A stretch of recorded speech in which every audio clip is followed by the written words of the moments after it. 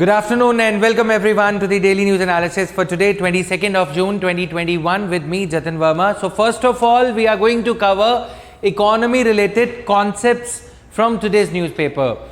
Recessionary gap क्या होता है, right? Even though this is not directly mentioned anywhere in this particular news clipping, but I would try to explain this. I would want to explain this in the light of this particular news clipping. Then we are going to study an important editorial on federalism, fiscal federalism. कुछ बहुत ही अच्छे points को हम समझेंगे आज के editorial के medium से. And then if the time would permit we would have a look at the important news articles also. So let's get started. इस राइटअप का, इस पर्टिकुलर न्यूज क्लिपिंग का क्रक्स ये है, there is a need to temporarily cut the GST rates. जिस Keynesian policy की हम बात करते हैं, जीएसटी रेट्स को कट करने की जरूरत है टेम्परेरीली, ये आर्टिकल उसकी बात कर रहा है, राइट? कि सरकार को फिस्कल पॉलिसी बूस्ट देने की जरूरत है. आरबीआई को मॉनेटरी पॉलिसी के मीडियम से बार बार रेट कट कहने की वजह से, रेट कट करवाने की वजह से inflationary tendencies are quite visible in the market. Keeping in mind the inflationary tendencies now also, despite the fact that RBI has cut the repo rate is the rate at which RBI lends money to the banks. RBI ने repo rate बहुत बार cut किया है, ठीक है? repo rate में कटौती होने के बावजूद banks are not able to lend to people because industrialists, the entrepreneurs, they are not ready to, they are not willing to buy. Because there is lack of confidence in the market. इसीलिए अगर सरकार 25,000 वाला AC GST कम करके 22,000 में बेचने लग जाएगी तो शायद डिमांड बढ़ जाएगी. और इसमें यह भी है कि एमएसएमई वाले लोगों को, माइक्रो स्मॉल मीडियम एंटरप्राइजेस को ज़्यादा प्रॉब्लम आ रही है. most of the families have spent more on medical expenditure than they planned. And many families are impacted by job losses or salary freezes or cuts. So there would be a tendency to postpone expenditure just to deal with the current situation. Okay, there is a need to temporarily cut GST for the worst affected contact intensive sectors and on consumer durables so as to increase demand. तो demand को increase करने के दो तरीके हैं. या तो आप कंज्यूमर को बोलो मॉनेटरी पॉलिसी में क्रेडिट कार्ड पे लोन ले लो और इंटरेस्ट रेट कम हो जाएगा. वो तरीका काम नहीं कर रहा. मॉनेटरी पॉलिसी और फिस्कल पॉलिसी इकोनॉमी को चलाने के दो पेडल्स हैं. जैसे इकोनॉमी चलाते हैं ना, साइकिल चलाते हैं, जैसे बाइसिकल चलाते हैं, वैसे इकोनॉमी को चलाने के लिए दो रास्ते हैं. तो वो रास्ता अगर काम नहीं कर रहा तो we should think of the other pedal, that is fiscal policy. Rate of interest कम करने से कोई एयर कंडीशनर, कोई कार, कोई हुंडई, सुजुकी कोई परचेज नहीं कर रहा, राइट? अपटिक नहीं देखने को मिल रहा. तो सरकार को ये करने की जरूरत है. To be better prepared for future कोविड-19 waves, the government must relax the FCRA norms that were holding up global aid flows and ground level relief efforts of well meaning NGOs. FCRA के बारे में हमने 5 points discuss करे थे. And FCRA के जो office bearers हैं, जो NGOs के ऑफिस बेयरर्स हैं, उनके लिए आधार कार्ड मैंडेटरी करना, ये सारी तरीके काम नहीं कर रहे, राइट?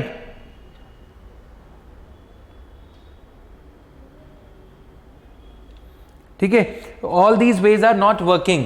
तो इसलिए आधार कार्ड मैंडेटरी कर दिया. उनको बोला कि न्यू दिल्ली की ब्रांच में अपना मैंडेटोरिली अकाउंट ओपन करवाओ. All these things have held up the money that could have come to India for relief work for the COVID affected families और कोविड पेशेंट्स. ठीक है, क्रिटिकल कोविड-19 supplies imported by industry and others at the peak of second wave should also be exempted. यानी कि पहले जो Covid supplies हैं उन पे जीएसटी लगाया गया था. बाद में सरकार ने जीएसटी काफी आइटम्स पे वेव ऑफ कर दिया. लेकिन जिन लोगों ने पहले जीएसटी पे कर दिया था वो बेचारे फंस गए, है ना? उनका their money is got stuck now. So their money should also be exempted from GST levies. I am just trying to explain things. Fiscal policy में क्या होता है? Expansionary fiscal policy. सरकार, जैसे मनमोहन सिंह गवर्नमेंट ने क्या किया था, 2007-2008 में जब रिसेशन आया था तो गवर्नमेंट एक्सपेंडिचर को बढ़ा दिया था, MNREGA, food, national food security act और वैकेंसीज, पब्लिक सेक्टर बैंक्स में वैकेंसीज 40-50,000 वैकेंसीज कर दी थी। उस टाइम जीएसटी की जगह एक्साइज ड्यूटी होती थी, तो एक्साइज ड्यूटी को भी कम कर दिया गया था ताकि लोग खरीदें। एसबीआई में अगर किसी की बैंक पीओ की नौकरी लग जाएगी, अगर किसी की क्लर्क की नौकरी लग जाएगी, रेलवे में कोई क्लर्क लग जाएगा या कोई नौकरी वैकेंसी बढ़ जाएगी, तो लोगों की जेब में पैसा आएगा, पैसा आएगा तो लोग खर्चेगा, लोग खर्चेगा तो क्या होगा, डिमांड बढ़ेगा, डिमांड बढ़ेगा तो दोनों पेडल काम करने लग जाएंगे, है ना। अभी सरकार जो कर रही है ना, सरकार क्या कर रही है, कंजूसी कर रही है। कंजूसी कर रही है इसलिए नहीं कि मैडम के पर्स के स्ट्रिंग्स टाइट हैं, पैसे ही नहीं हैं, पर्स में पैसा ना होने की वजह से। गवर्नमेंट का फिस्कल डेफिसिट ऑलरेडी हाई है, लेकिन फिर भी गवर्नमेंट जीएसटी वगैरह में अगर कटौती करेगी तो एक जो स्वीट स्पॉट होता है, स्वीट स्पॉट होता है कि जिस रेट पे अगर आप 18% लगाते हो तो लोग खरीद ही नहीं रहे, जीरो का 18% जीरो ही होता है, तो क्यों ना उसको 12% कर दिया जाए जीएसटी रेट को, कि रेट अगर कम होगा तो ये डिमांड ऊपर बढ़ने लगेगी। 18% पे तो डिमांड स्टक होके रह गई है, डिमांड लो है, अगर 12% टैक्स कर दोगे तो वो बढ़ने लग जाएगी। टैक्सेस लो कर देती है सरकार, गवर्नमेंट स्पेंडिंग को बढ़ा देती है, फिस्कल डेफिसिट को ध्यान में नहीं रखती, क्योंकि फिर क्या होगा, जब सभी लोग थोड़ा थोड़ा स्पेंड करेंगे, पार्ले जी बिस्किट बिकेगा, डेयरी मिल्क चॉकलेट बिकेगी, सब कुछ बिकने लगेगा, तो revenue collection, net revenue collection बढ़ जाएगा। नेट रेवेन्यू कलेक्शन सरकार का बढ़ जाएगा तो टोटल फिस्कल डेफिसिट क्या होता है, total expenditure minus total income, तो नेट सरकार का उतना नुकसान नहीं होगा। लेकिन अगर सरकार ऐसे ही करती रहे कि हम टैक्स नहीं घटाएंगे तो उससे नुकसान होगा, राइट। टैक्सेस रिड्यूस कर दिए जाते हैं, expansionary fiscal policy, contractionary fiscal policy, taxes increase कर दिए जाते हैं, गवर्नमेंट स्पेंडिंग कम कर दी जाती है। ये बूम पीरियड के लिए ठीक है, बूम हो जब मार्केट में सब कुछ चंगा चल रहा हो, अच्छा चल रहा हो। This is for recessionary period. अब रिसेशन में भी सरकार उल्टे काम कर रही है, क्या कर रही है, टैक्सेस बढ़ा दिया, जैसे कि पेट्रोलियम प्रोडक्ट्स पे एक्साइज ड्यूटी बढ़ा रखी है, राइट। वो चीजें सरकार को थोड़ा सोचने की जरूरत है। Now in order to ramp up vaccine supplies and accelerate the pace of inoculations, the industry group CII said the union government as largest buyer, सरकार सबसे बड़ी बायर है, pencil, sharpener, stationery, so many things government purchases, तो it is the duty of the government as the largest buyer, it should do whatever it takes to help producers, including issuing confirmed orders and advance payments। अब बड़े बड़े order देती है सरकार, carpet के, AC बनाने, एक साथ 500 एसी चाहिए, तो प्रोड्यूसर बोलता है एडवांस दे दो, सरकार बोलती है नहीं एडवांस नहीं देंगे क्योंकि पॉलिसी नहीं है। तो सरकार को उनको एडवांस ऑर्डर्स वगैरह पे करने देने होंगे ताकि उनमें एक विश्वास जागे कि हाँ ये ऑर्डर कैंसिल नहीं होगा, और वो लेबर को हायर करेंगे, प्रोड्यूसर्स लेबर को हायर करेंगे, तो उससे चक्का चलने लगेगा इकोनॉमी का। इतनी सी बात है, इनको समझ नहीं आती, राइट। तो while the CII has sought excise duty cuts on fuel products along with a package of other measures, CII क्या है, कॉन्फेडरेशन ऑफ इंडियन इंडस्ट्री, उन्होंने कहा है कि सरकार को ये सब करने की जरूरत है ताकि आम जनों को, हाउस होल्ड्स को रिस्पाइट मिले। Okay, a more targeted approach was needed for high contact sectors like hospitality, retail and aviation, which had really struggled through the pandemic. They are big employment generators, creating both formal and informal jobs. So we need to make sure that some of them get the support that they need. The bigger companies will still survive, but it's the large number of smaller ones, छोटी छोटी जो लघु कुटीर उद्योग हैं, micro small medium enterprises है, उनकी problem है। गवर्नमेंट ने मान लिया कि 3 लाख करोड़ की इमरजेंसी क्रेडिट लाइन स्कीम की मियाद बढ़ा दी है, कवरेज बढ़ा दी है, उसमें अलग अलग सेक्टर्स को ऐड कर दिया, इंक्लूडिंग एविएशन सेक्टर, यानी कि इमरजेंसी क्रेडिट लाइन। बैंक्स अगर इन कंपनीज को, हॉस्पिटैलिटी को, होटल्स को लोन देते हैं तो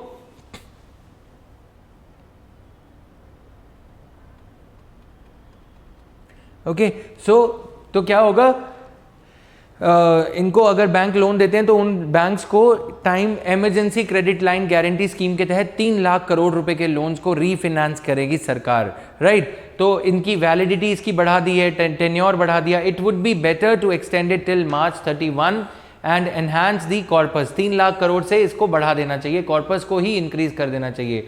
अब यहां पे एक और चीज हम समझेंगे, बिलो रिसेशनरी गैप। आप जो ये रिसेशनरी गैप देख रहे हो यहां पे, रिसेशनरी गैप क्यों आता है? रिसेशनरी गैप इसलिए आता है, देखो इसको पढ़ो, below recessionary gap shows that it is the economic situation when real GDP is lower than the average GDP, natural GDP। हमारा 2017, 18, 19 का GDP अच्छा था, ठीक है, ज्यादा था। 19 में भी मतलब मान लो 2015 से ही बैंड बजानी शुरू कर दी थी इकोनॉमी की, लेकिन फिर भी धीरे धीरे GDP थोड़ा सही था पहले, ठीक है, 15-16 में, 13-12-13 में फिर भी और भी सही था, लेकिन वो पुरानी यादें हैं, हम अच्छे दिनों की बात कर रहे हैं, ठीक है, वो बुरे दिन थे। अच्छे दिनों में जीडीपी, रिसेशनरी गैप क्या कहता है? कैपेसिटी ज्यादा है इकोनॉमी की प्रोड्यूस करने की, long run average supply, long run average supply कुछ इस तरह है, ठीक है।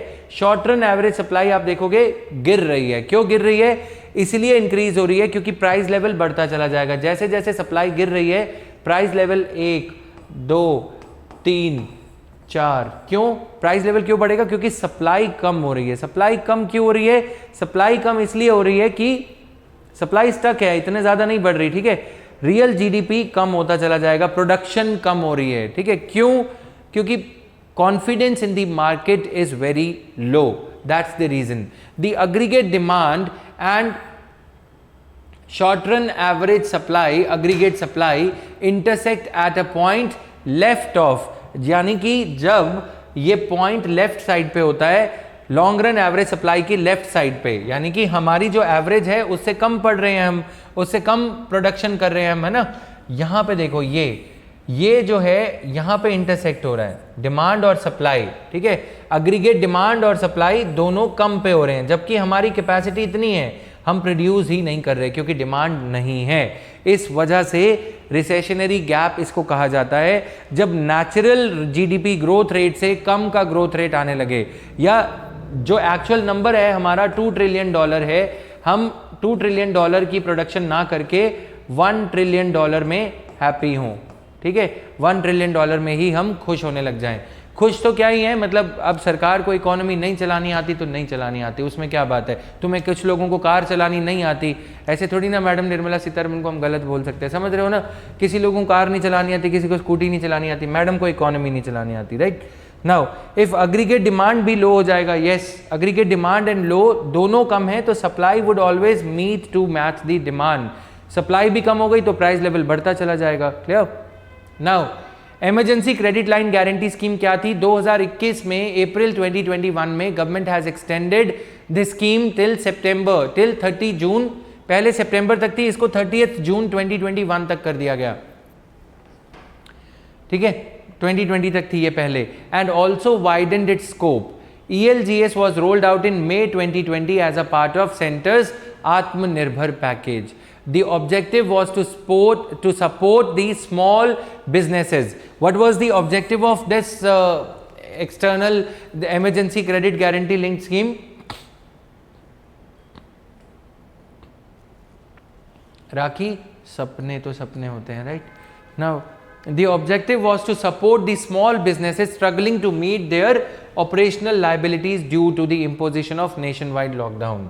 National Credit Guarantee Trustee Company is the guarantee provider for this emergency credit linked guarantee scheme. यानी कि emergency credit linked guarantee scheme में क्या है बेसिकली, कि अगर कोई बैंक लोन देता है इन सेक्टर्स को जिसमें रिसेशन का इम्पैक्ट ज़्यादा देखने को मिल रहा है, टूरिज्म, हॉस्पिटैलिटी, होटल्स, तो ये कंपनी बनाई गई है national credit guarantee trustee company. ये उस लोन की गारंटी लेती है कि अगर वो होटल लोन नहीं देगा, लोन की EMI नहीं पे करेगा, तो ये सरकार पे करेगी। To provide fully guaranteed and collateral free, इसके लिए कुछ गिरवी नहीं रखना। To provide fully guaranteed and collateral free additional credit to the micro, small and medium enterprises, business enterprises, mudra borrowers and individual loans for businesses for business purposes to the extent of 20% of their credit outstanding as on 29th February 2020. MSMEs with up to rupees 25 crore outstanding and rupees 100 crore sale were eligible. जिन MSMEs की sale 100 crore से कम है। तो prelims के लिए ये details हम थोड़ा सा मेमोराइज कर लेते हैं। आज इस स्कीम को हमने एक वे से रिवाइज कर लिया। Done. Now however the turnover cap was removed. अब क्या किया गया, 100 करोड़ की सेल जो है वो रिमूव कर दी गई। अगर किसी कंपनी की सेल 100 करोड़ से ज्यादा है, यानी कि अंबानी, अदानी या कोई और अदानी नादानी जो भी हैं, वो भी इसमें लोन ले सकते हैं। क्लियर? यस, इसमें लिखा तो है ना कोलैटरल फ्री लोन के बारे में। अब ECLGS 2.0 the amended version focused on entities in 26 stressed sectors identified by Kamath committee along with the healthcare sector with credit outstanding of more than 50 crore and up to rupees 500 crore। ठीक है, तो Kamat committee, KV Kamat जो पहले ICICI के chairperson रह चुके हैं, उन्होंने उनकी अगुवाई में एक कमेटी लगाई गई थी। उस कमेटी के अकॉर्डिंग ये किया गया है। Clear? The scheme also mandated borrower accounts to be less than or equal to 30 days past due। यानी कि borrower account जो है कम से कम 30 दिन से उन्होंने EMI नहीं पे करी होगी 29 फरवरी 2020 को, तभी वो एलिजिबल हैं। That is they should not have been classified as SMA 1, SMA 2, okay, and और NPA 1, यानी कि वो नॉन परफॉर्मिंग अकाउंट नहीं होने चाहिए। राइट? क्लियर है सबको? ये 100 करोड़ से ऊपर अगर किसी MSME की टर्नओवर होती थी, सेल होती थी, तो वो पहले एलिजिबल नहीं थे। ठीक है, 100 करोड़ से ऊपर अगर टर्नओवर है, सेल है, तो वो उनके loan emergency credit linked guarantee scheme के अंडर कवर्ड नहीं थे। अगर बैंक उनको एडिशनल कैपिटल देगा तो सरकार बैंक की कोई मदद नहीं करेगी अगर वो बाद में लोन नहीं पे करते। लेकिन बाद में इस कैपिंग को रिमूव कर दिया गया। अब 100 करोड़ से ऊपर वाले लोन भी, अगर 100 करोड़ से ऊपर वाले जो लोग हैं जिन्होंने बोरो किया है, वो भी अगर बोरो करेंगे तो भी ये चल जाएगा। Clear? Now just 1 minute.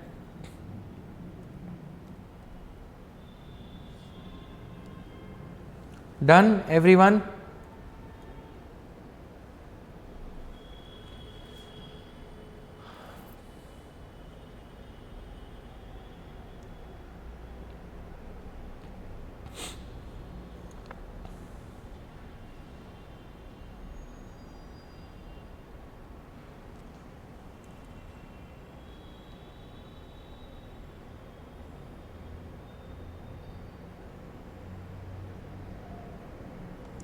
Clear है?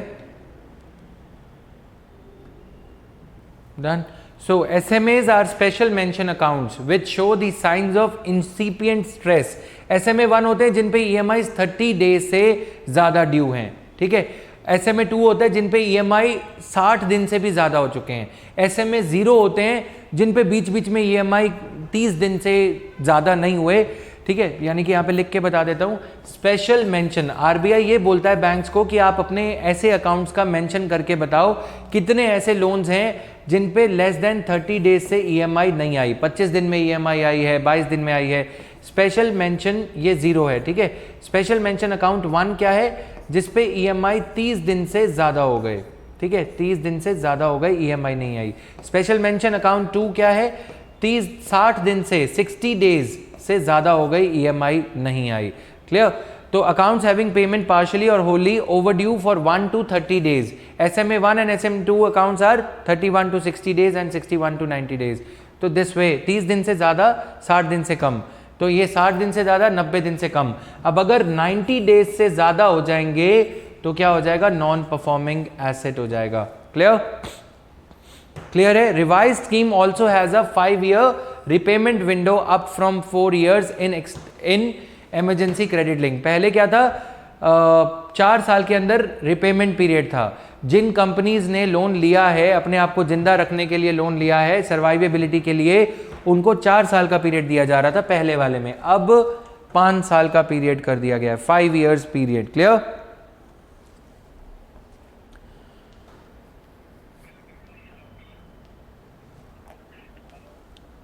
Done everyone? So these type of things are there. This emergency credit linked guarantee scheme, it involves अब 3.0 पे आ जाता है। It involves extending credit of up to 40% of total credit outstanding across all lending institutions। As on जो उनका loan है 29 फरवरी तक उन्होंने जो भी लोन लिया है उसका 40% और लोन ले सकते हैं. The tenure of loans granted under 3.0 scheme would be 6 years, 4 साल, 5 साल, 6 साल.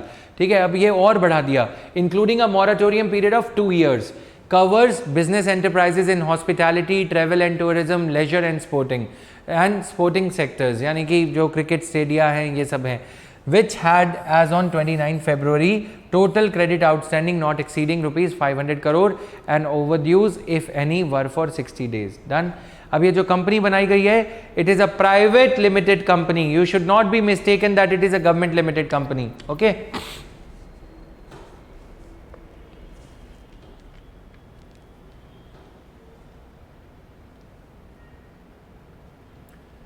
okay, so these things are there. Now Kishan, you can contact the team here 8882932364 पे to get inquiry about those things.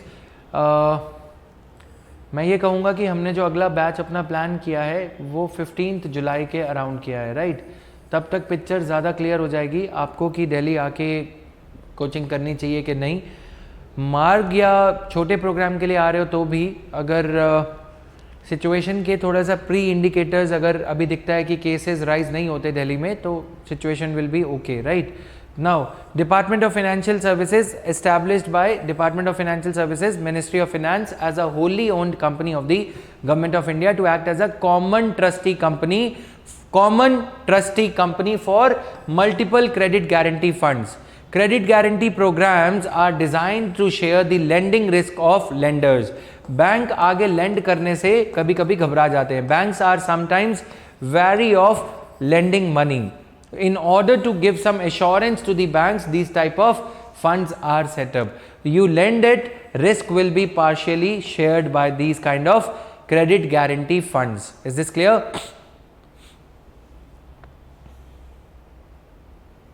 Done? So this is a basically देखो यार ये ना public service company ही हो जाएगी क्योंकि फुल्ली ओन्ड है government of ministry of finance के द्वारा, ठीक है, गवर्नमेंट ऑफ इंडिया के द्वारा to act as a common trustee company. Now let's move further. Windfall treasury gains added to public sector banks profits in financial year 2021. तो आज हम bonds के बारे में we had understood a few details what is the meaning of bond yield a few days ago, right?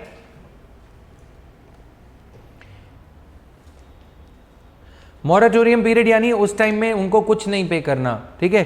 कभी कभी होता है फुल मॉरेटोरियम. मॉरेटोरियम में they need not pay either the interest और the principal amount. Partial moratorium में क्या होता है, they would have to pay only the interest, not the, they would not have to pay the principal amount. EMI अगर 70,000 है, मान लो किसी loan की 60,000 है, तो उसमें क्या होता है 25 या 27,000 या 22,000 इंटरेस्ट होता है और 28,000 38,000 प्रिंसिपल है, मूल, इसका मीनिंग होता है, ठीक है. अब यहाँ पे ये जो इकरा है हमारी रेटिंग एजेंसी है उसने ये कहा है रेट कट्स की वजह से, रेपो रेट कट की वजह से, यानी कि इंटरेस्ट रेट में कटौती की वजह से, इंटरेस्ट रेट रिडक्शन की वजह से, लिक्विडिटी ज़्यादा होने की वजह से बैंक्स ने, पब्लिक सेक्टर बैंक्स ने पूरा फायदा उठाया है लिक्विडिटी और कम रेट ऑफ इंटरेस्ट का, बैंक से यील्ड कम करने का, ठीक है. This was a news article. Good morning Akash. Okay, so repo rate and the reverse repo rate RBI ने कुमुलेटिवली अगर हम टोटल करके देखें तो 115 बेसिस पॉइंट्स कम किया है, ठीक है, और reverse repo rate 155 basis points कम किया है ताकि liquidity could be injected in the banking sector. If liquidity would be injected into the banking sector, it is presumed that banks would be enthused to lend. इसमें ये assumption है कि banks खुश होंगे कि उनको कम रेट ऑफ इंटरेस्ट पे, repo rate कम होने की वजह से उनको पैसा आसानी से मिल रहा है, ROI कम हो गया, रेपो रेट ऑफ इंटरेस्ट कम हो गया, बैंक्स आगे फिर कस्टमर्स को लेंड करेंगे. कस्टमर भी बस जैसे इन्होंने ये सोच लिया है अंबानी अदानी तैयार बैठे लोन लेने के लिए, ठीक है. But this presumption has been belied during the recessionary times as predicted by, as theorized by Keynes, likes of Keynes, ठीक है। जेएम कीन्स ने कहा था कि ये कस्टमर जो प्राइवेट सेक्टर वाले हैं, प्राइवेट इंडिविजुअल्स, ये लोन क्यों बोरो करेंगे, तो इन्होंने ये कर दिया। चलो हम अभी उस एस्पेक्ट में नहीं जा रहे। With a year on year deposit growth of 11.4%, अब म्यूटेड क्रेडिट ग्रोथ की वजह से बैंकों को कुछ तो करना था।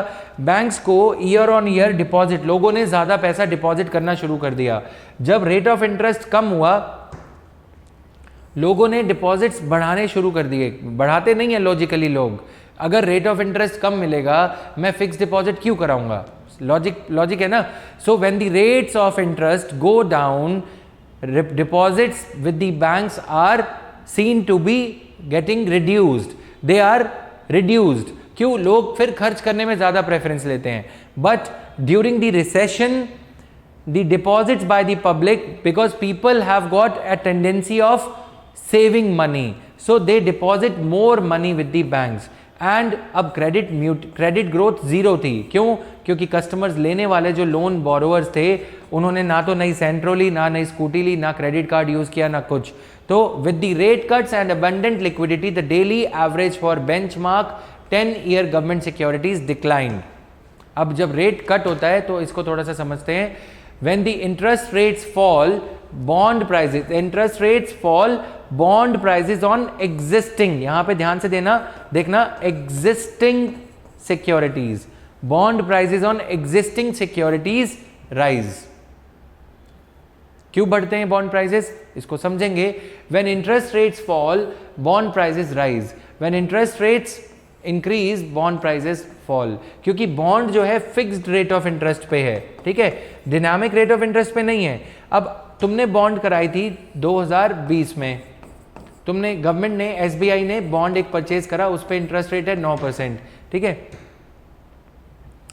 जब 9% रेट ऑफ इंटरेस्ट है, अब रेट ऑफ इंटरेस्ट हो गया कितना, जो इंटरेस्ट रेट राइज हो रहे हैं, ठीक है। बॉन्ड में मेरे को पैसे, एसबीआई को पैसे मिलेंगे, मान लो कि मैं एसबीआई का सीएमडी, मैंने बॉन्ड में 10,000 करोड़ रुपए इन्वेस्ट कर दिए, मेरे को 9% रेट ऑफ इंटरेस्ट मिलेगा। लेकिन इंटरेस्ट रेट बाद में बढ़ गए, 2021 में इंटरेस्ट रेट हो गया 10%, तो मैं क्या करूंगा, मैं अपनी 10,000 करोड़ वाली बॉन्ड को 9,800 करोड़ रुपीस में बेचूंगा, सस्ते में बेच दूंगा, बॉन्ड प्राइस गिर जाएगा और मैं नई वाली बॉन्ड परचेज कर लूंगा, जिसपे मुझे 10,000 करोड़ पे 10% रेट ऑफ इंटरेस्ट मिलना है। लॉजिकल है। मैं ये सोचूंगा कि इस बॉन्ड को मैं अगर रखूंगा तो हर साल मुझे 100 करोड़ रुपए का नुकसान वैसे ही हो जाएगा। You getting my point?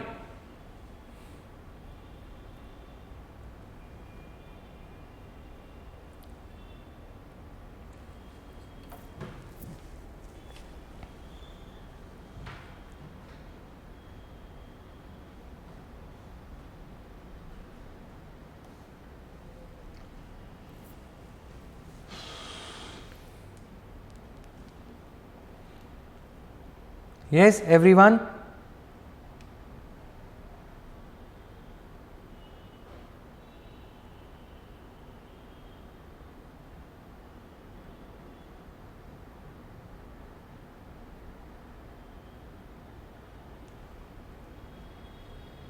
ठीक है ना, इतना तो सबको क्लियर है। तो इसलिए जब बॉन्ड, अब देखो क्या हो रहा था कि बैंक्स ने पूरे मजे लिए हैं इस टाइम के। कैसे मजे लिए हैं?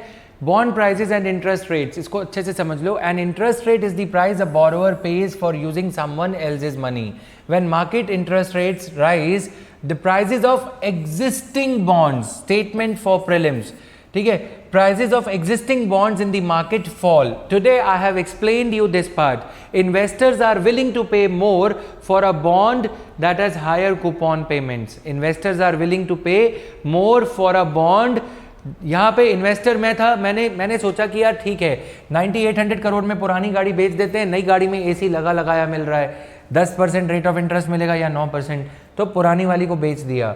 नई वाली में ठीक है, एक बार 200 करोड़ का नुकसान हुआ, पर 10,000 करोड़ पे अब मुझे आने वाले 5 ईयर्स के लिए 1% रेट ऑफ इंटरेस्ट ज़्यादा मिलेगा। इसे हम क्या बोलते हैं? आर्बिट्रेज। आर्बिट्रेज मतलब when we jump from one security to another security because of perceived benefit in the new security. Okay, when we jump from first security to the second security. Clear? Done. अब interest rates, ये मैंने पूरा इसको depict कर दिया यहाँ पे ताकि तुम लोग देख सको इसे। विंडफॉल गेन्स ये होते हैं, ये सारा कुछ रहता है यहाँ पे। बॉन्ड यील्ड हमने उस दिन समझी थी, आज उसे कवर नहीं करेंगे। Public sector banks booked profit of ₹316 billion from this source, treasury operations. उन्होंने क्या किया, जब बॉन्ड का प्राइस गिरता था तो सस्ते में खरीद लेते थे। गवर्नमेंट बॉन्ड्स को बेचने वाले काफ़ी लोग होते हैं, ठीक है। तो ये बैंक्स क्या करते हैं, इसमें खेलते हैं आपस में कि अच्छा बॉन्ड का प्राइस गिर गया, 10,000 वाली बॉन्ड 9800 रुपीज़ में मिल रही है, परचेज कर लो। फिर उसका प्राइस थोड़ा सा और कोई फ्लक्चुएट हुआ, किसी दूसरे बैंक ने परचेज कर लिया। इस तरह से पब्लिक सेक्टर बैंक्स ने इतने पैसे कमाए। जो एक्चुअल जो बैंक का सोर्स ऑफ इनकम होना चाहिए था, प्रॉफिट का होना चाहिए था, वो होना चाहिए था लोन बैंक ज़्यादा नहीं दे पाए, लेकिन बैंक्स आपस में, इन पब्लिक सेक्टर बैंक्स में एक कंपटीशन देखा गया, या एक काइंड ऑफ ये स्पेक्युलेटिव प्रैक्टिसेस देखी गई, जिसमें ये बॉन्ड्स खरीद रहे थे, बेच रहे थे। एलआईसी को बेची, एलआईसी ने किसी और को बेची, likewise. Financial institutions, apart from the trading gains, the return to the profitability was supported by low credit provisions on their legacy non-performing assets. Should I explain this? I had explained this in the previous economy class, 2-3 दिन पहले। जो लोग economy में वो they will attest to this fact।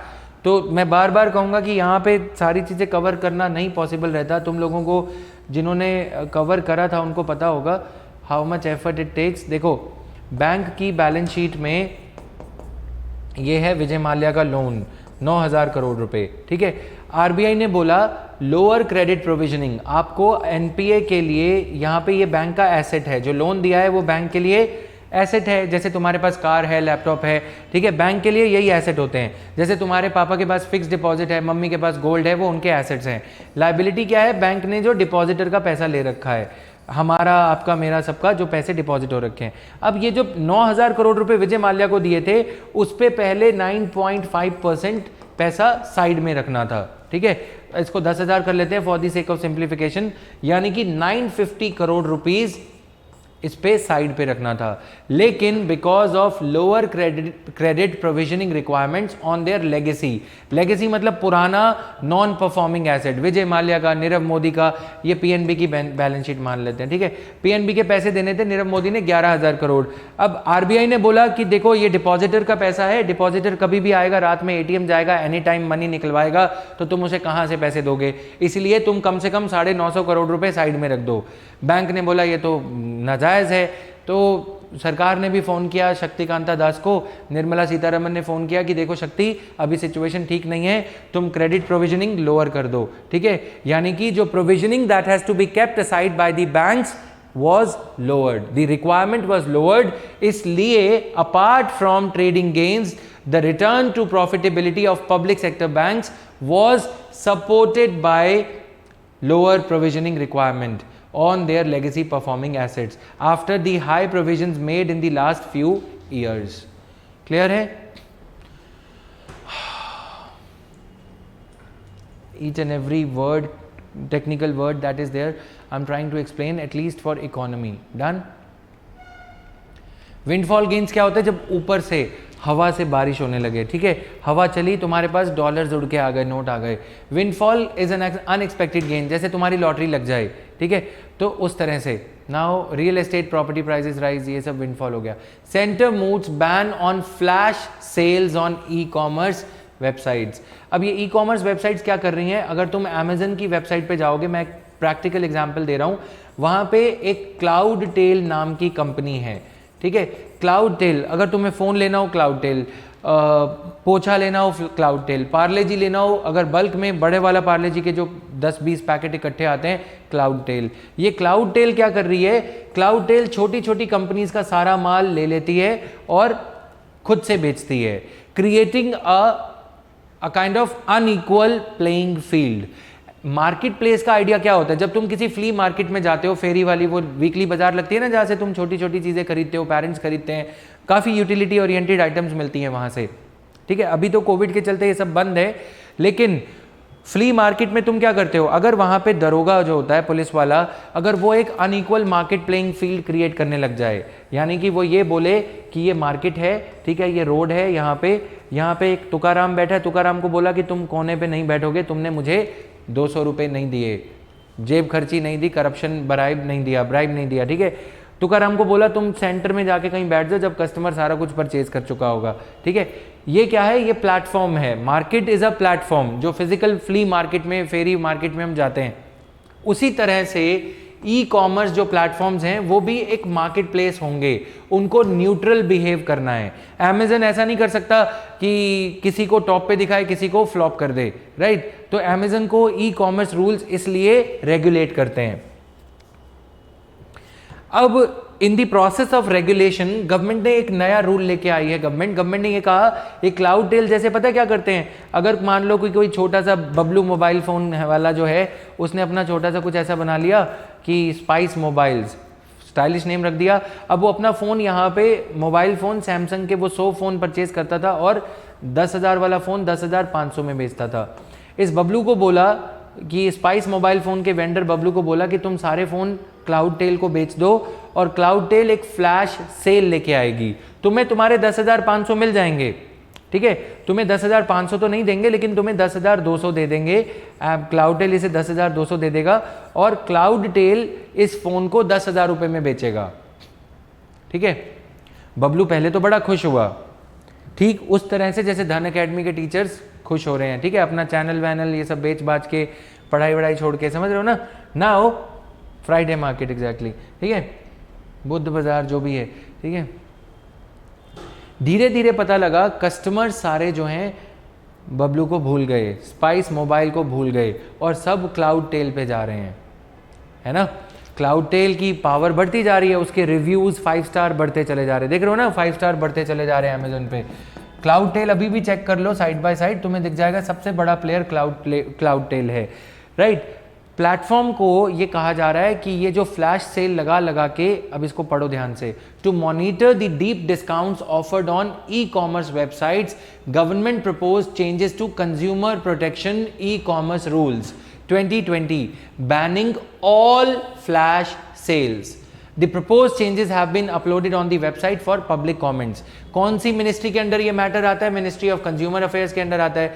Ministry ने ये भी कहा कि conventional flash sales have not been banned but that only predatory ones would be banned. Predatory मतलब एक बड़ी मछली देखते हो ना, बड़ी मछली को प्रीडेटर बोला जाता है, समंदर में जो मछली होती है, ठीक है, वो छोटी मछलियों को निगल जाती है, बबलू जैसी मछलियों को। तो ये जो मछली जो छोटी मछली को निगल जाती है, उनके ऊपर वो लालच दे रहे हैं बबलू को बोल रहे हैं कि तुम अपने फ़ोन इधर बेचोगे, 100 फ़ोन बेचने में तुम्हें दिक्कत हो जाएगी, तुम अपने फ़ोन हमें दे दो, राइट। अब बबलू ने अपना अमेजन पे फ़ोन अपलोड करना बंद कर दिया, सारे फ़ोन इधर बेचने शुरू कर दिए क्लाउड टेल को। धीरे धीरे से लोग क्या करेंगे, स्टार रेटिंग देखने लगेंगे और बबलू जैसे काफ़ी सारे प्लेयर्स को भूल जाएंगे, है ना।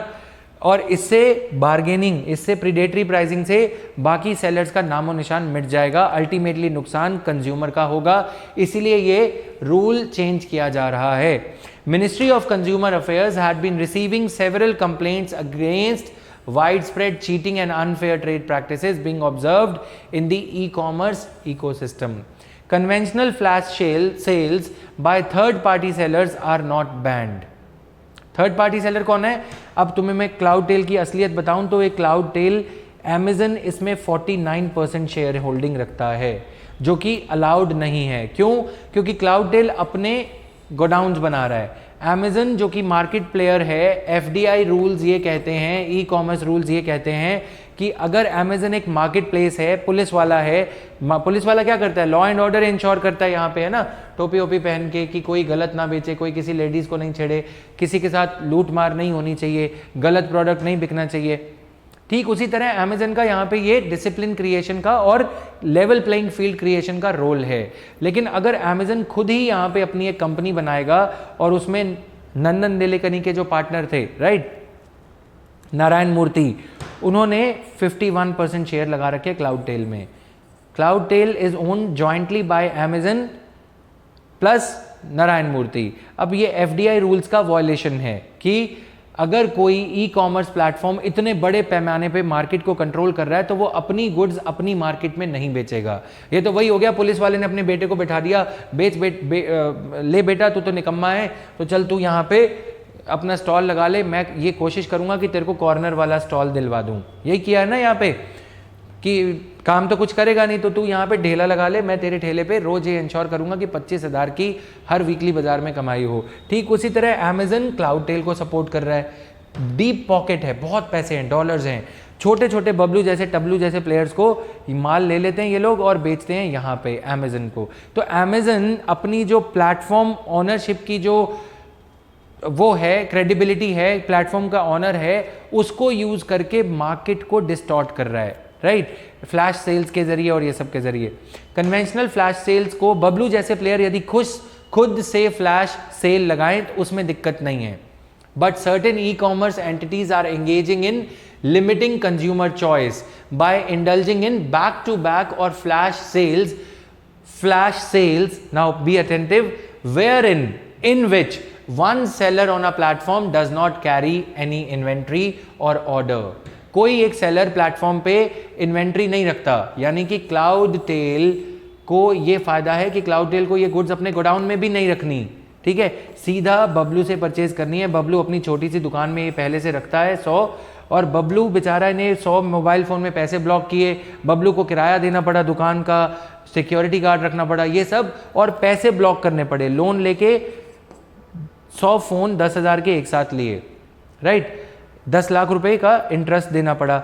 लेकिन क्लाउड टेल क्या करता है, इससे फ़ोन उठा के यहाँ पे फ्लैश सेल में बेच देता है। इससे क्या होगा, अल्टीमेटली बबलू जो है क्लाउड टेल पे डिपेंडेंट हो जाएगा। बबलू जब क्लाउड टेल पे डिपेंडेंट हो जाएगा तो क्लाउड टेल बबलू को बोलेगा कि ये फ़ोन हम 10,000 का तुमने खरीदा है, हम तुम्हें 10,500 तुम बेचना चाहते थे अमेजन पे, हम तुम्हें नहीं बेचने देंगे, तुम हमें 10,200 का बेच रहे थे, लेकिन अब हम तुमसे 10,000 का ही ये परचेज करेंगे। तो बबलू क्या करेगा, बबलू सो जाएगा, right. This prevents a level ping. तो one seller on a platform does not carry any stock और order fulfilment capability, but merely places a flash और back to back. Back to back का मतलब ये है, जैसे अमेजन पे cloud tell के ऑर्डर्स बढ़ते जाएंगे वैसे वैसे अमेजन इससे परचेज करके यहां पे बेचता चला जाएगा, ठीक है। फ्लैश और back to back sale orders with an other seller controlled by the platform Amazon. मैंने तुम्हें बता दिया ना कैसे कंट्रोल किया है। कंट्रोल कैसे किया है, 51% शेयर्स, 49% शेयर्स अमेजन के खुद के हैं। Got it now.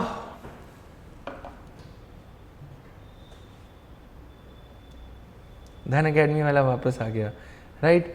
This creates monopoly. This is not creating monopoly. We are going to understand another interesting term here. This is monosony. What we call it is monosony. Monosony क्या होता है, अब इसको थोड़ा सा समझ लेना। मेरे इकोनॉमी की क्लास वाले स्टूडेंट्स ऑलरेडी जानते हैं इसको। Monosony means when a firm controls, धन अकेडमी भी यही कर रही है, ठीक है। मोनोसोनी क्या है, sellers, when a firm controls large number of sellers and large number of buyers। Google, Amazon, Flipkart ये सब यही करना चाहते हैं, ठीक है। बायर्स कैसे, ये मान लो Amazon है, ठीक है। सेलर्स के आगे इन्होंने अपनी एक कंपनी बना दी, सरकार की नज़रों में धूल झोंकने के लिए जानबूझ के दिखाया ये कंपनी क्लाउड टेल है।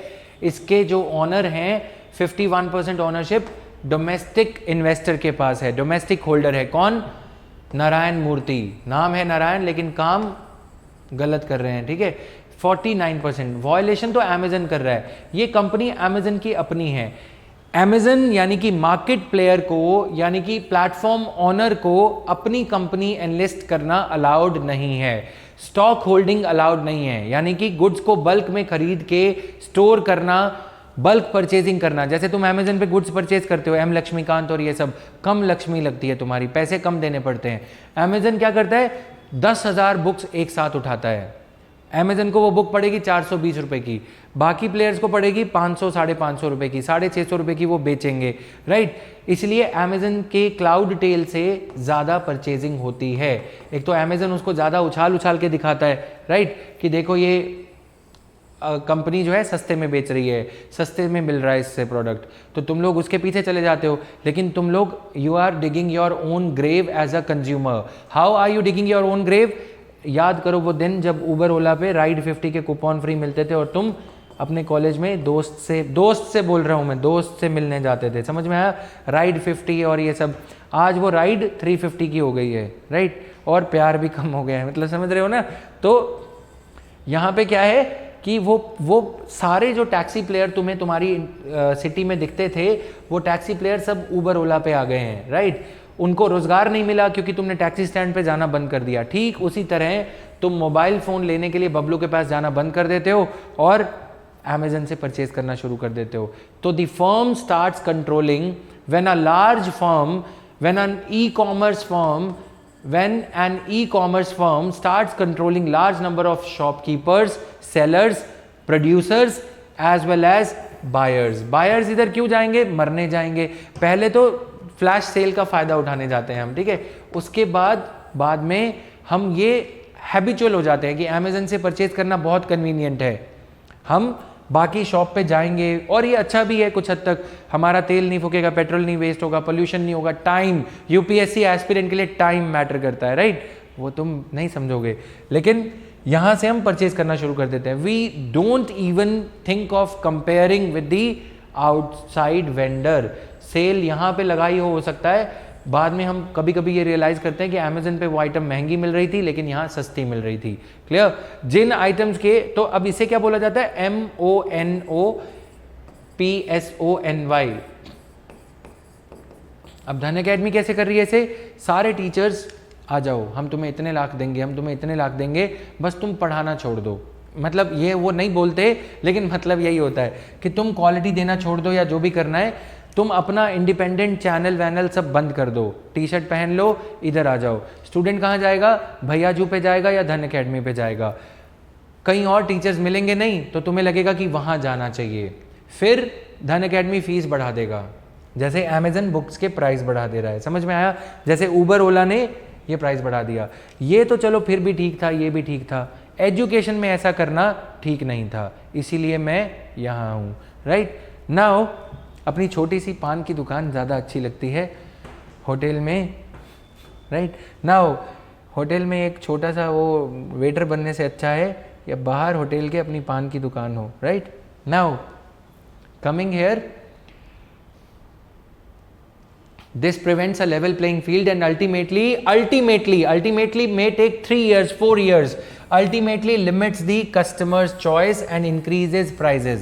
ठीक है, तो ये सारा कुछ है। अब ई कॉमर्स रूल्स में क्या है? Mandatory display of country of origin on products, display total price of goods and services offered for sale, mention the expiry date of goods offered for sale, right.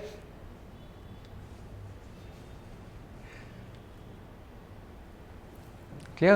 Mention the expiry date of goods offered for sale. Specify the details about return, refund। अच्छा, तुमने एक चीज़ देखी है, खुद बताना, तुम इस बात के सबसे बड़े आई विटनेस हो। जब कभी कोई टीचर धन अकेडमी से पहले बाहर पढ़ा रहा होता है तो वो अच्छा पढ़ा रहा होता है, जैसे ही वो धन अकेडमी पे जाता है बस वो धन धन धन तन मन धन लगा देते धन कमाने में, पढ़ाई सरस्वती उड़ जाती है, बस लक्ष्मी रह जाती है। देखा है कि नहीं? खुद बताना, टेस्टिमोनियल तुम ही लिखोगे इस बात का, राइट। तो violation to attract penal action, violations are going to attract penal action under Consumer Protection Act 2019। no cancellation charges, no manipulation of prices for unreasonable profit, so these things are there।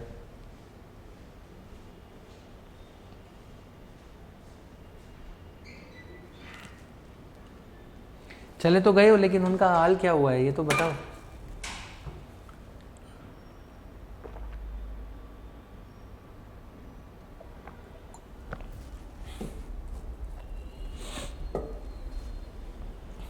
Clear? ये लोग यहाँ के mark Zuckerberg बनना चाहते हैं। Education में मत करो, बाकी जगह करते तो फिर ठीक था, कोई दिक्कत नहीं थी। अब ये कंज्यूमर प्रोटेक्शन एक्ट के रूल्स हैं, इसे तुम थोड़ा सा खुद पढ़ोगे बच्चों। आगे चलते हैं फटाफट से। यूएन ने बोला है कि इंडिया 5th लार्जेस्ट रिसिपिएंट है एफडीआई का, इसे भी मैं एक बार लास्ट में कवर करूंगा। But first of all I want to teach you some good editorials today. Just 1 minute। Towards a more federal structure, if the states directly collect more tax, they will become less dependent on the central government. If the states collect more taxes, okay,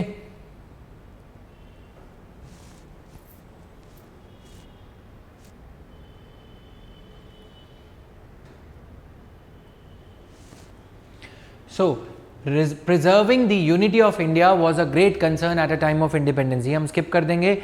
It was natural that India opted to be, because of various jingoist movements in our country. Tamil Nadu का मतलब होता है एक separate देश, पंजाब खालिस्तान की demand कर रहा था, तो हमारी कंट्री को ब्रिटिशर्स ने इतनी बुरी तरह से डिवाइड कर दिया. We had no option but to create a union, unlike federation like USA में उन स्टेट्स ने खुद से ज्वाइन किया था. हमारे यहाँ झूठे कस्में वादे देके स्टेट्स को लुभाया गया. राजाओं को बोला गया कि तुम्हें 25 लाख पेंशन मिलेगी, ग्वालियर और ये सब, ठीक है.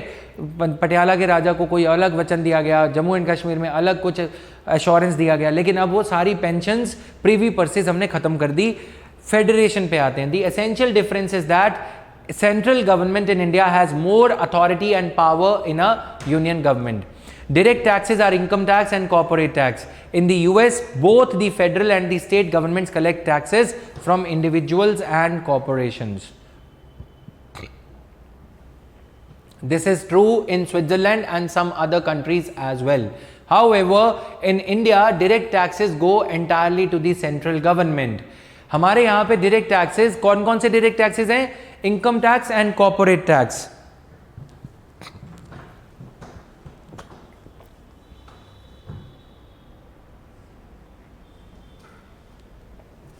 Right. The rules of Travancore, Hyderabad, ये सब हमने देख लिया. अब the central government is supposed to distribute 41% according to 15th finance commission. According to 15th finance commission recommendations, central government, देखो एक डिविजिबल पूल बनाते हैं यहाँ पे, इस डिविजिबल पूल का 41%, ये क्या हो रहा है? Vertical distribution. वर्टिकल डिस्ट्रीब्यूशन में 41% मनी, 15th फिनेंस कमीशन ने ये कहा है कि 41% मनी आप स्टेट्स को दोगे. स्टेट्स को कैसे दोगे? एक फॉर्मूला के अकॉर्डिंग हॉरिजॉन्टल डिस्ट्रीब्यूशन होगा. पंजाब को कितना मिलेगा, हरियाणा को कितना मिलेगा, right. Likewise central government is supposed to distribute. पहले वाले कमीशन ने, 14th फाइनेंस कमीशन ने 42% रखा था. In the US the federal government distributes about 15% of its revenues. US government जो है, फेडरल गवर्नमेंट जो है, डिस्ट्रीब्यूट 15% करती है अपने रेवेन्यूज का. हम फिर भी ज्यादा कर रहे हैं. State governments get funds from the central government according to the finance commissions recommendations. So finance commission सिर्फ रिकमेंडेशंस देता है which are not binding on the states, on the centre. Okay.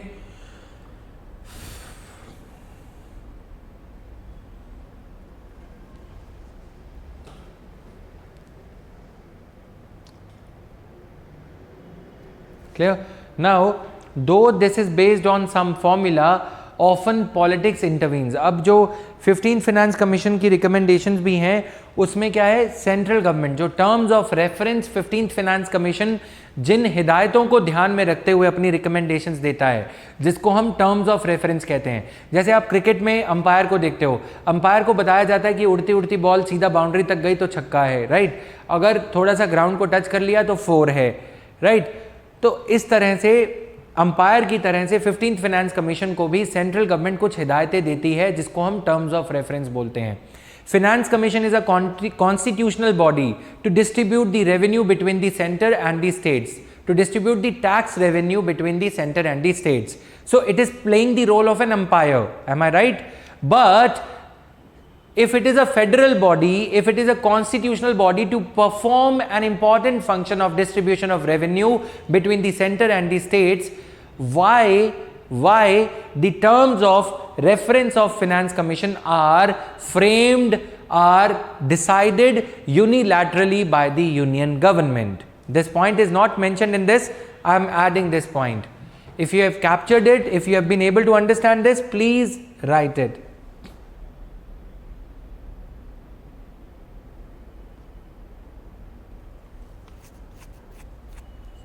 Clear?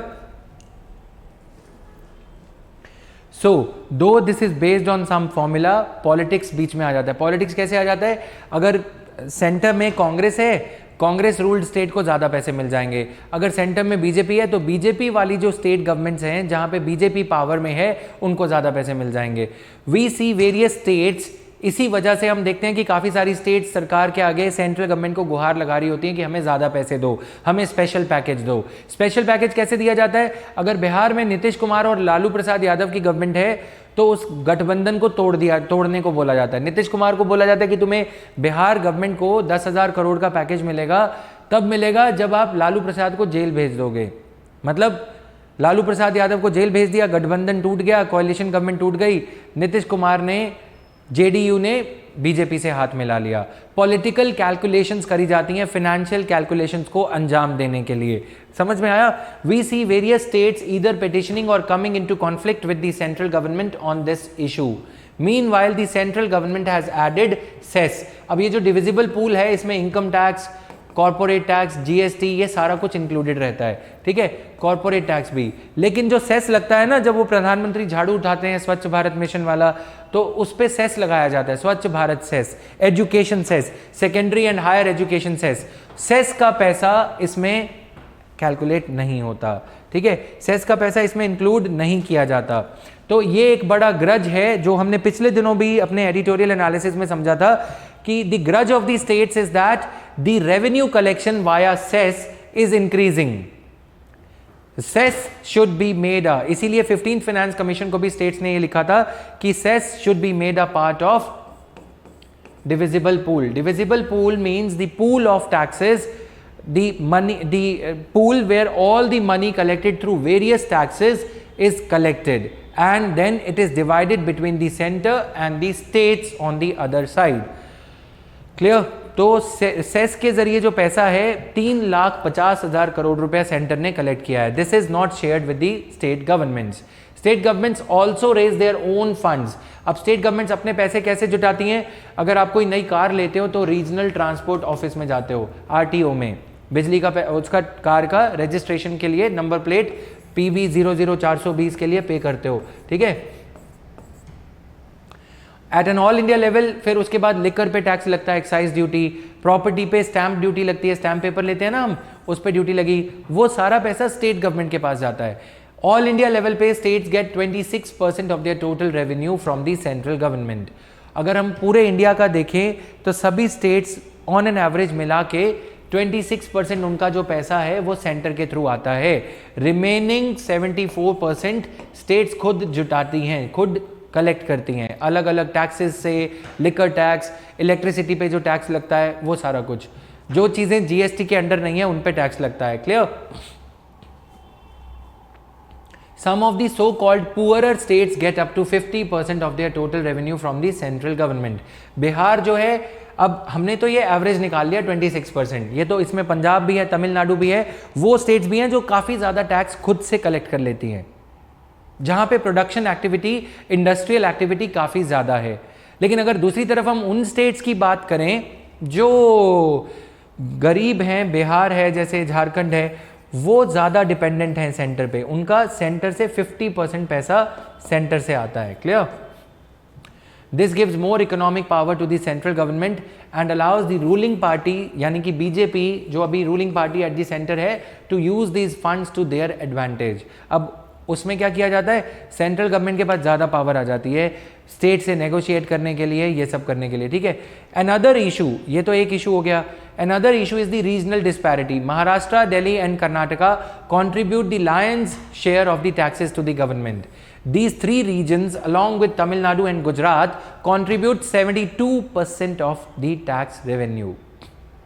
Okay, ये तीन reason कितना पैसा contribute कर रहे हैं? 72%. Uttar Pradesh, which has the largest population in India, contributes only 3.12%, but gets over 17% of the revenue distributed by the central government.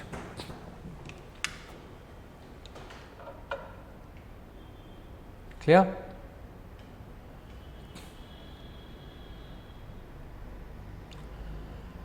Clear है यहां तक सबको? अब देखो, जो पॉपुलर स्टेट्स हैं वो कंट्रीब्यूशन कम कर रही हैं, ठीक है, कंट्रीब्यूट कर रही है 3%, लेकिन 17% ले जा रही है। इसका मतलब ये हुआ जो टॉप परफॉर्मर्स हैं in terms of revenue, Tamil Nadu, Gujarat, Maharashtra, वो जीडीपी में कंट्रीब्यूट, टैक्स कलेक्शन में कंट्रीब्यूट ज़्यादा कर रही हैं, राइट? लेकिन उनको कम दिया जा रहा है। उनकी कॉस्ट पे गरीब स्टेट्स को, यूपी, बिहार, झारखंड जैसी स्टेट्स को ज़्यादा पैसा दिया जा रहा है। कॉमन सेंस, इसमें कोई रॉकेट साइंस नहीं है, ठीक है।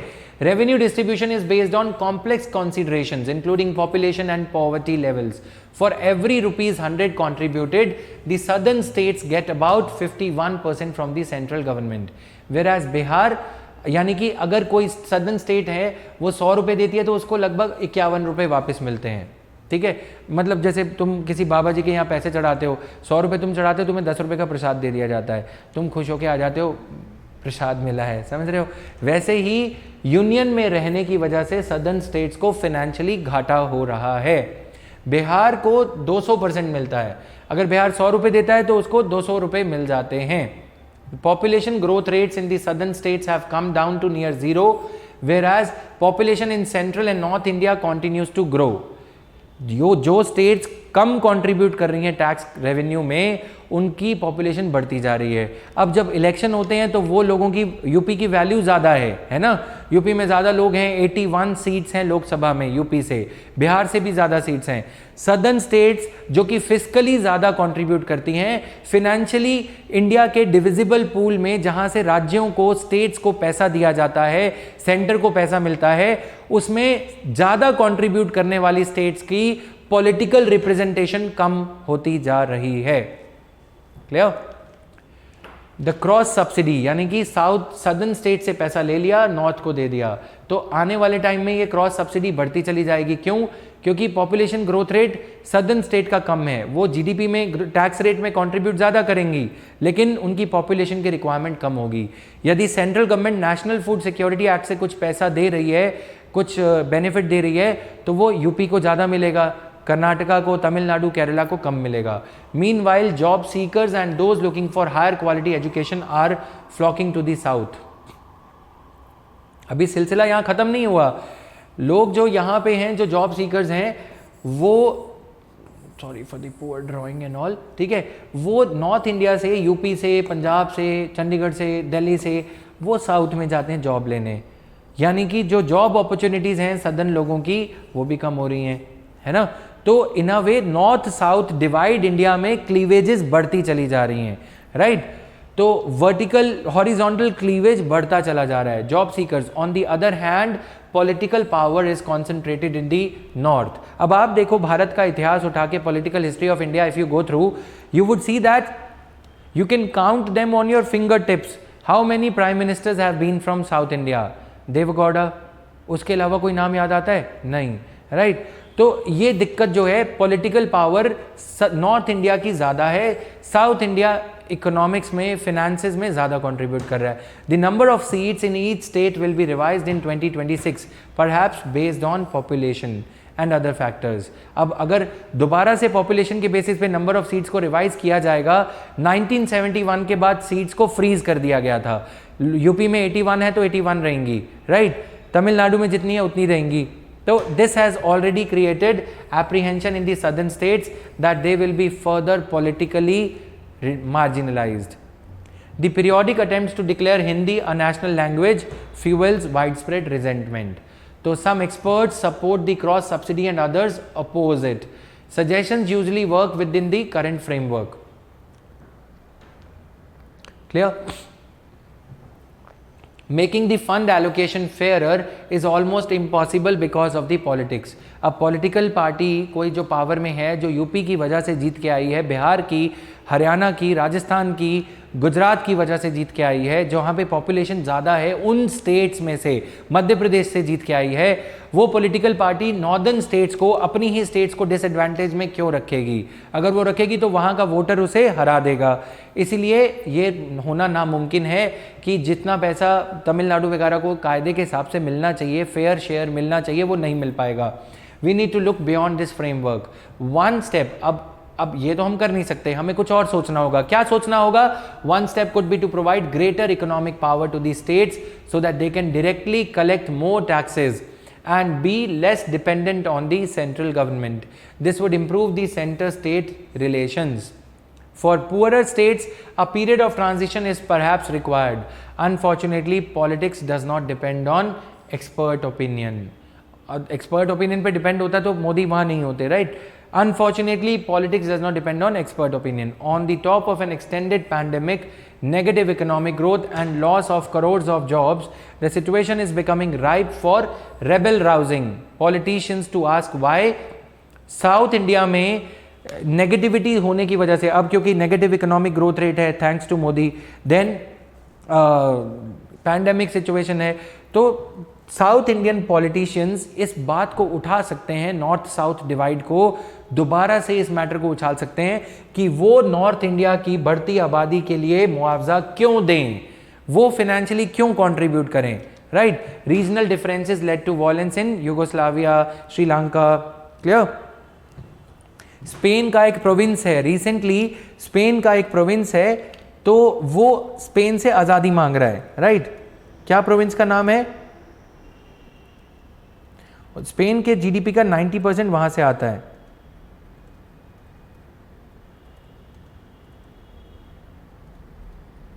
Can anyone name it? Catalonia, right? Catalonia is the name.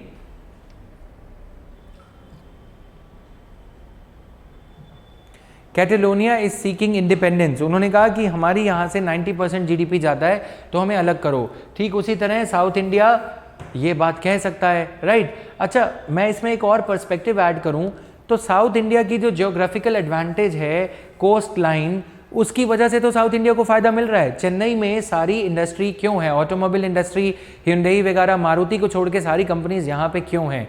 इसीलिए हैं क्योंकि कोस्ट लाइन का फायदा इनको मिल रहा है. ठीक है, तो अब लैंडलॉक्ड स्टेट्स जो हैं, बिहार, पंजाब जैसी जो स्टेट्स हैं, उनको नेचुरली एक डिसएडवांटेज है, राइट? तो ये चीज़ें हैं.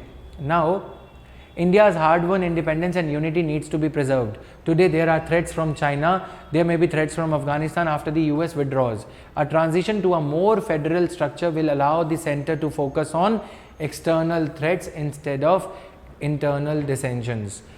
मेरे को तो ये लगता है जो राइटर ने जो लिखा है कहीं उन पे सेडिशन का चार्ज ना लग जाए. तुम टोन देख रहे हो, मतलब समझ रहे हो ना, जो आजकल माहौल चल रहा है, ऐसी बात करने वाले को जेल में डाला जा सकता है कि तुम जल्दी में घी डालने का काम तो नहीं कर रहे हो अभी, लेकिन जलाने का काम जरूर कर रहे हो, right? So this was all in today's news and editorial analysis. I hope you would have benefited from the economy related articles today. I thought it right कि इकोनॉमी का ज़्यादा से हम एनालिसिस करें, right? Yes, but in federal culture, Article 1, India, that is Bharat, is a union of states. It has to be like this only. Federal structure में नहीं, union में ये होता है, एक स्टेट दूसरे स्टेट को कॉम्पेंसेट करती है. It's like a joint family. Clear? But the problem is in a joint family also the more earning brother would not always be at a disadvantage. The brother who is earning more should not be at a disadvantage. Clear? So yes, what is your question, Afzal?